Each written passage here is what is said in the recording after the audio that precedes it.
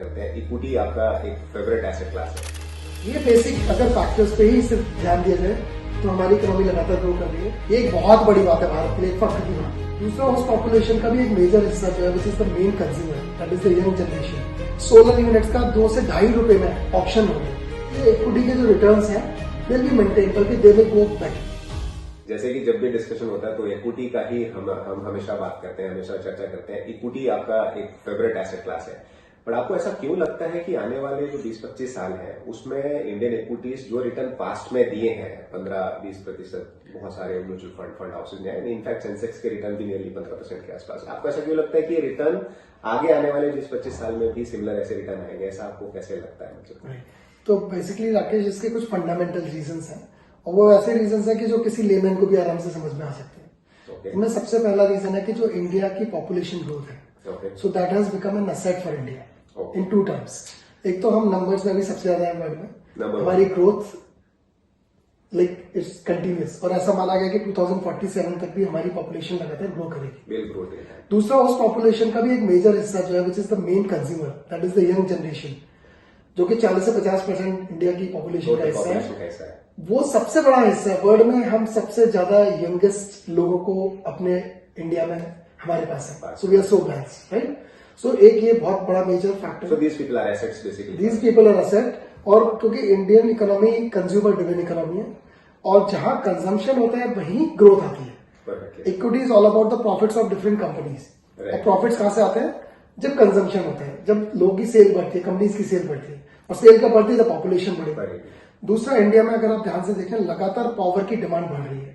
ये clear indication है कि बॉस जो इलेक्ट्रॉनिक इक्विपमेंट्स हैं, इलेक्ट्रॉनिक कार्स हैं, ऐसी चीजें जब बिजली की खपत है वो लगातार बढ़ रही है। क्यों बढ़ रही है? क्योंकि पॉपुलेशन बढ़ रही है। पॉपुलेशन वो लगातार नई नई चीजें खरीद रही है, न्यू मैरिजेस हो रही है, उनको कंजम्पशन के लिए चाहिए, और इस तरह से पावर डिमांड भी बढ़ रही है।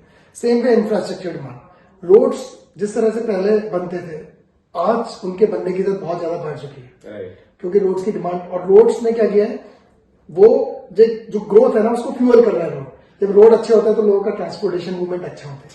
चौथा, जो गवर्नमेंट के रिफॉर्म्स है, चाहे वो जीएसटी को लेके है, फास्टैग को लेके, ऐसी बहुत सारी चीजें गवर्नमेंट ने इंट्रोड्यूस करी है। डिजिटाइजेशन इतना अच्छा किया है जिससे हमारी इकोनॉमी की जो ग्रोथ है ना that is doing very good, it's going up like anything. फिर बात करते हैं एविएशन।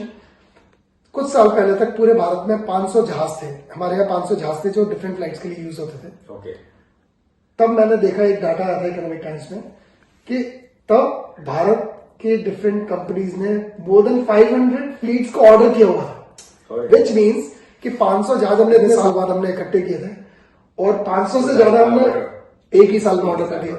तो ये क्लियरली शो करता है कि हम किस दिशा में जा रहे हैं, कहां हम बढ़ रहे हैं। सेम अगर आप रेलवे का देखो, अभी रेलवे के फ्रेट के latest data, freight collection railway की बढ़ गई है, काफी ज्यादा बढ़ गई है। इसका मतलब क्या हुआ कि railway is also fully equipped. अगर आप रेलवे स्टेशन देखें या रेलवे के बारे में देखें तो वो tickets are booking the way, like नई नई ट्रेन बन रही है, उसके बावजूद भी अभी ट्रेन की डिमांड भी बहुत ज्यादा है।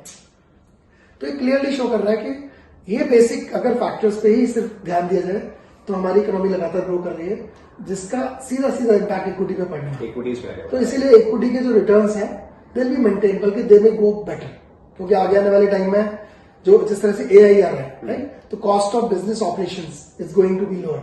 जो बिजली की यूनिट है, मैंने अभी थोड़े दिन पहले चेक किया था, सोलर यूनिट्स का 2 से ₹2.5 में ऑप्शन हो रहा है।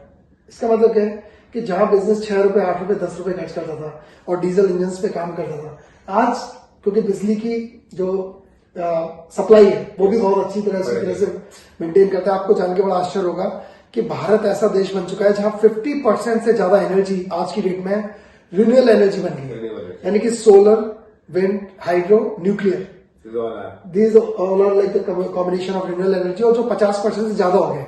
ये एक बहुत बड़ी बात है भारत के लिए, एक फख्र की बात है।